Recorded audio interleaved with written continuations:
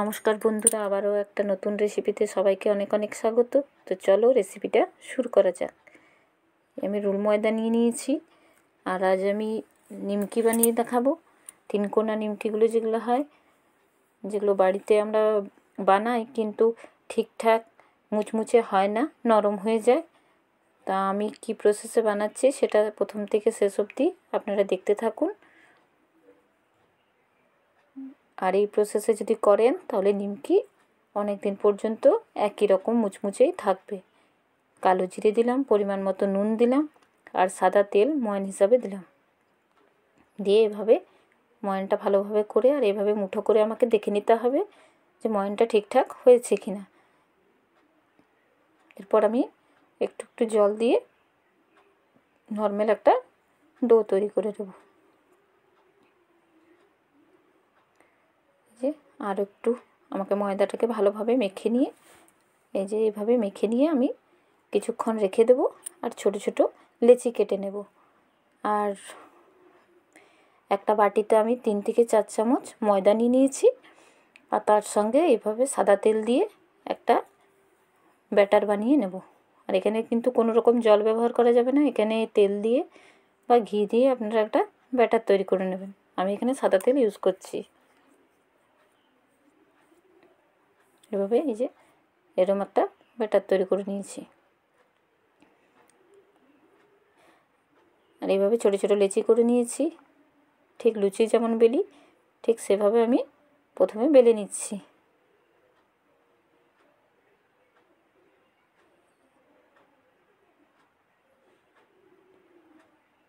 এটা বেলা হয়ে গেল আমার।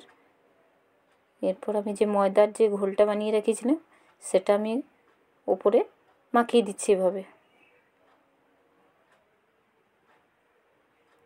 এভাবে মাখিয়ে দিলাম। খুব বেশি দেওয়ার প্রয়োজন নেই, হালকা হালকাভাবে যাতে পুরোটাতে লাগে সেই মতো দিলাম। এবার আমি এইভাবে যে প্রসেসে বানাচ্ছি আপনারা দেখতে থাকুন।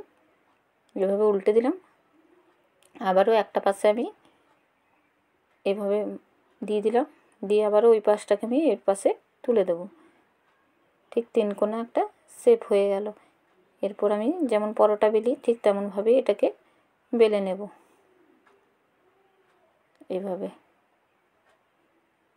ততক্ষণ আমি কড়াই গরম হতে দিয়ে দিয়েছি সাদা তেল, আর বাকিগুলো আমি এভাবে বেলে নিচ্ছি। আর এই যে সাদা তেলটা বেশ ভালো মতো গরম হয়ে গেছে। গরম হওয়ার পর কিন্তু গ্যাসটা একদমই কমিয়ে দিয়ে এগুলোকে ভেজে নিতে হবে।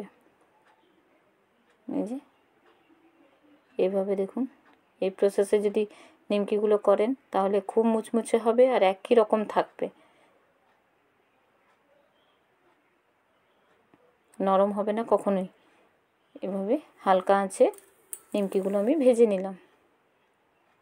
এই যে বেশ একটা লাল রঙ এসে গেছে, ওপরটা বেশ মুচমুচে, কালারটাও চেঞ্জ হয়ে গেছে। এই অবস্থায় আমি এটা তুলে নিলাম, আবারও বাকিগুলো ভেজে নিচ্ছি। এভাবে সমস্তগুলো ভেজে আমি তুলে নিচ্ছি। এই যে দেখুন কত সুন্দর হয়েছে, দেখে বুঝতে পারছেন কতটা মুচমুচে হয়েছে।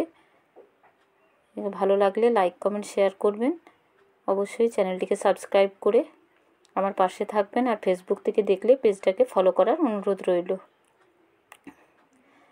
আজকের মতো এই পর্যন্ত। পরের একটা ভিডিওতে আপনাদের সঙ্গে আবারও দেখা হচ্ছে।